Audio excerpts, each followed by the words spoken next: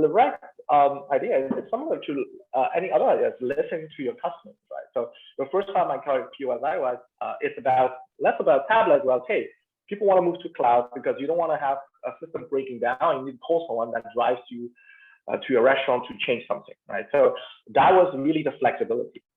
So the next evolution in hospitality was going online. It's so logical today. But back then, even, when we had this idea, although you have this in retail and hotel where everything is went online, for hotels, booking.com, retail, Amazon, and so on, restaurants were like, hey, we're food. We're about service, hospitality, hot food. It's never going to happen. Nobody is going to disrupt all business online.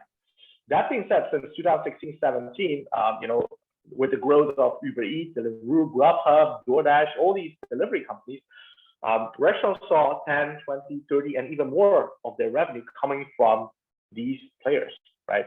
And of course, that was pre-COVID.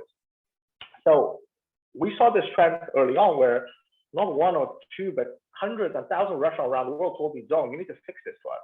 Because what we were not afraid of, this change of online, we are now.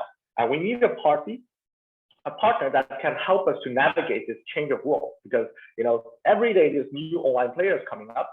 We can't cope with this, and we are scared, but we do need to adopt it. So that's where Deliverect comes in. So we are not an online ordering company or a point of sale, but what we help restaurants is really, allowing them to sell on any channel at any time without caring about the operation.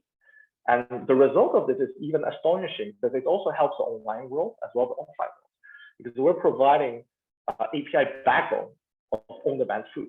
Anyone today online that want to access a physical restaurant can do this through Deliverect.